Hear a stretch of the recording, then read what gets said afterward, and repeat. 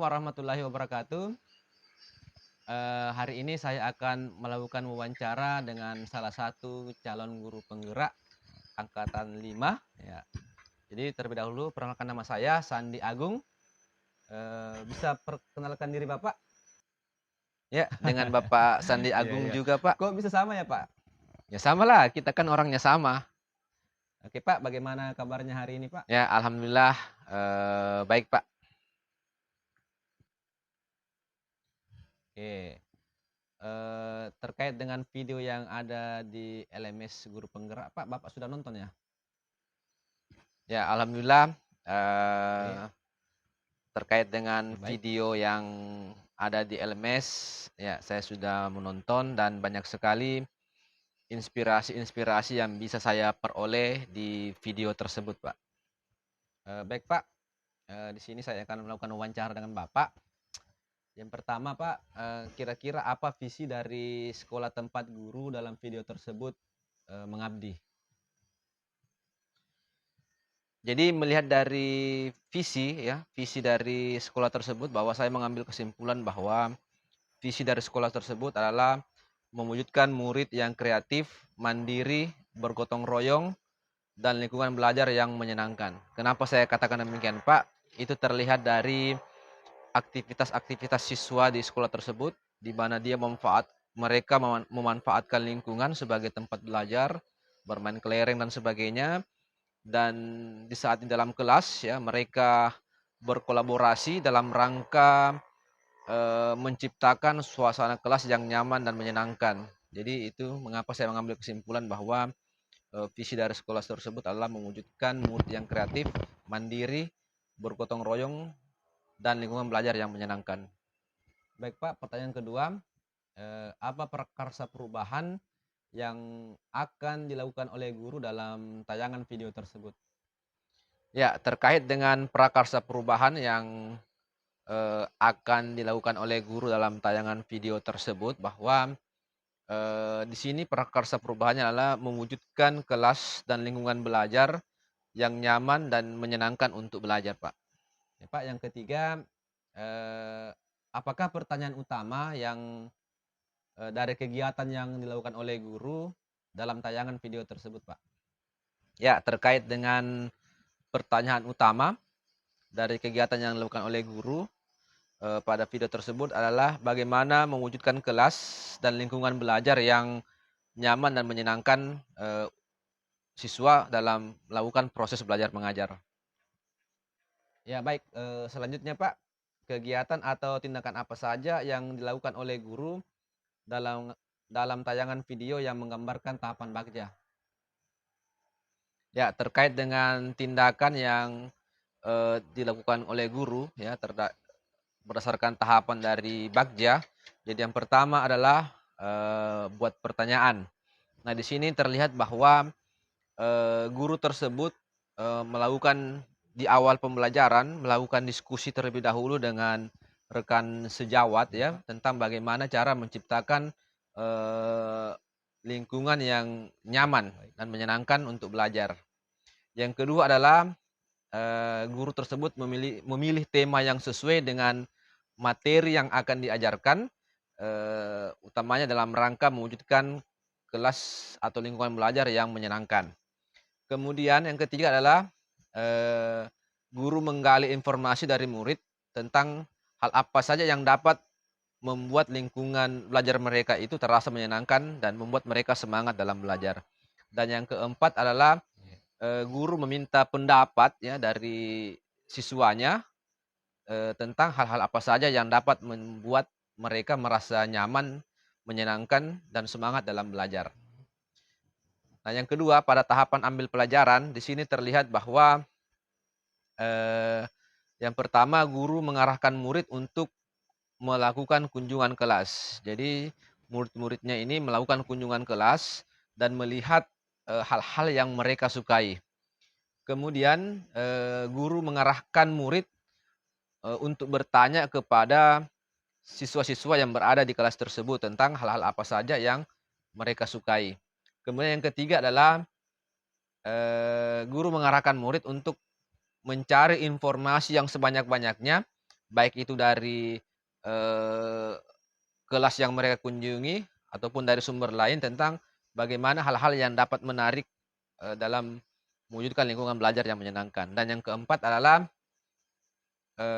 setelah mereka memperoleh informasi, guru memfasilitasi muridnya, dengan melakukan diskusi secara berkelompok tentang apa-apa tadi yang telah mereka peroleh melalui kunjungan kelas. Kemudian pada tahapan yang ketiga, gali mimpi. Nah, di sini guru mengarahkan murid untuk, menutup matanya, kemudian membayangkan seperti apa kelas impian yang ada di, pikiran mereka, di pikiran, murid-muridnya. Kemudian setelah itu guru, membagi kertas, membagi spidol yang akan nanti digunakan untuk menggambar, siswa-siswa mereka. Kemudian yang ketiga, di sini guru meminta murid untuk menggambarkan apa yang telah mereka bayangkan, tentang kelas impian yang sudah mereka bayangkan tadi ya. Mereka menggambar di kertas manila.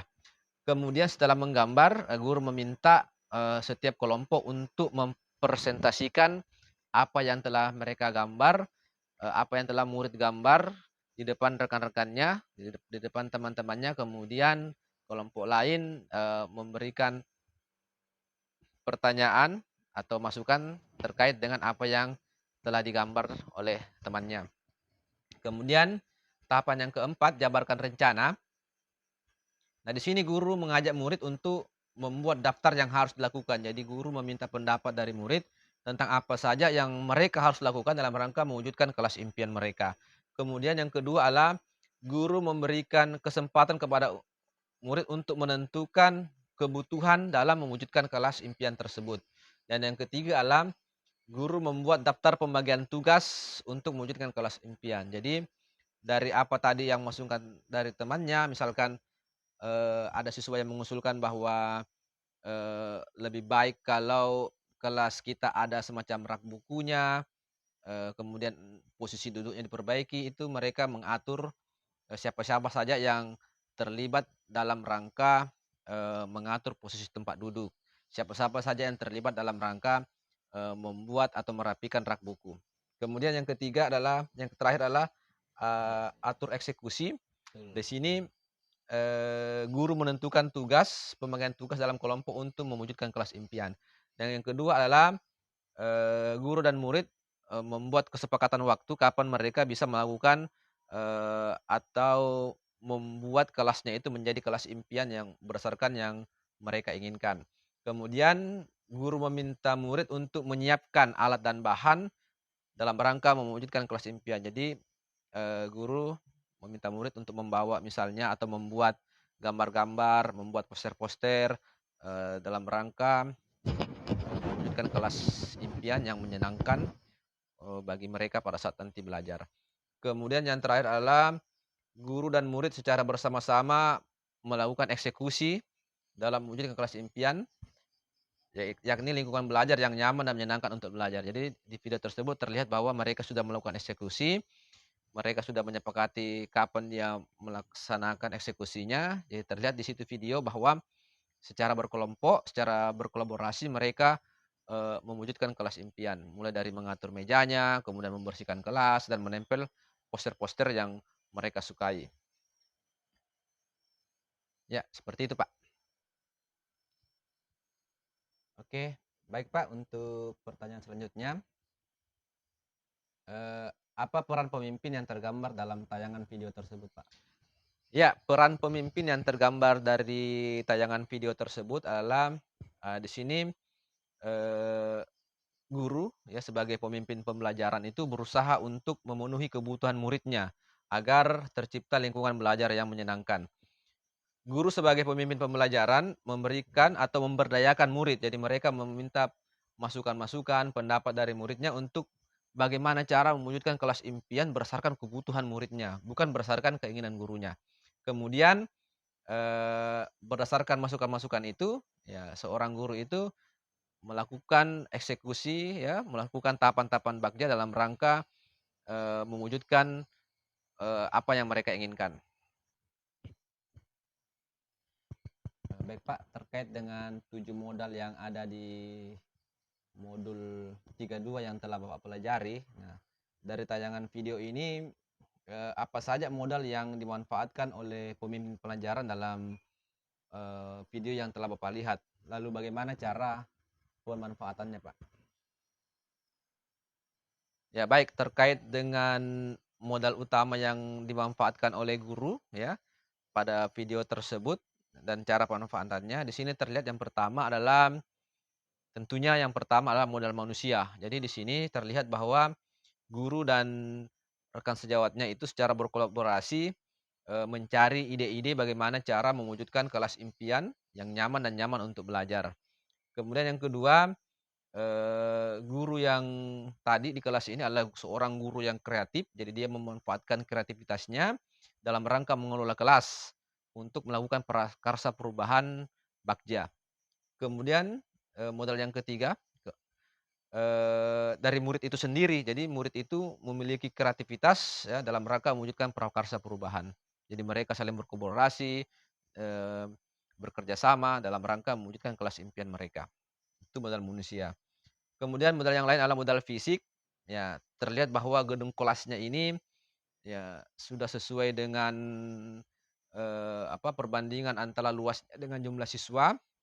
Kemudian ya terlihat di video awal itu ya luar biasa sekali halaman sekolahnya yang luas, digunakan untuk bermain dan inilah, apa namanya, bisa dipergunakan oleh murid dalam rangka mengembangkan bakat dan kreativitas mereka. Itu lingkungan halaman sekolah. Kemudian yang terakhir lagi modal sosial, ya jadi adanya interaksi, adanya kolaborasi dengan guru yang satu dengan guru yang lain dalam rangka, saling memberikan perubahan, di kelas. Dan terakhir adalah modal finansial, ya di sini terlihat bahwa, sekolah memberikan perlengkapan atau kebutuhan bagi guru, dan murid dalam rangka melakukan proses belajar mengajar. Tadi terlihat dalam video tersebut, eee sekolah menyiapkan spidol, menyiapkan kertas manila dan sebagainya itu adalah dukungan yang besar dari kepala sekolah dalam rangka mewujudkan pembelajaran yang menyenangkan bagi siswa. Ya, demikian, Pak. Jadi ada 4 modal ya, Pak, ya? Modal manusia, kemudian modal fisik, kemudian modal sosial, dan modal finansial. Ya, terima kasih. Ya, assalamualaikum warahmatullahi wabarakatuh. Ya, Pak, sama-sama. Terima kasih banyak. Waalaikumsalam warahmatullahi wabarakatuh.